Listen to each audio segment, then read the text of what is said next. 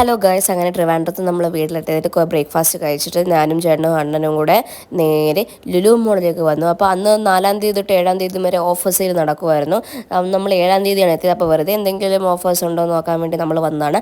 അമ്മയും പപ്പയും അണ്ണനും നേരത്തെ ഇവിടെ വന്നപ്പോൾ നല്ല ഓഫേഴ്സൊക്കെ കിടക്കുന്നെന്ന് പറഞ്ഞു. അപ്പോൾ നമ്മളും വിചാരിച്ചു ശരി എന്തെങ്കിലുമൊക്കെ മേടിക്കാമല്ലോ നോക്കൊന്ന് കാണാമല്ലോ എന്നും പറഞ്ഞ് വന്നതാണ്. അങ്ങനെ നേരെ നമ്മൾ ഒരു ഇൻറ്റീരിയർ ഷോപ്പ്, അതായത് എന്ന് വെച്ചാൽ വീട്ടിലേക്കുള്ള സാധനങ്ങൾ, സോഫാസ്, പ്ലേറ്റ്സ്, കപ്സ് അങ്ങനെയൊക്കെ വന്ന് അടിപൊളി സ്റ്റോറായിരുന്നു.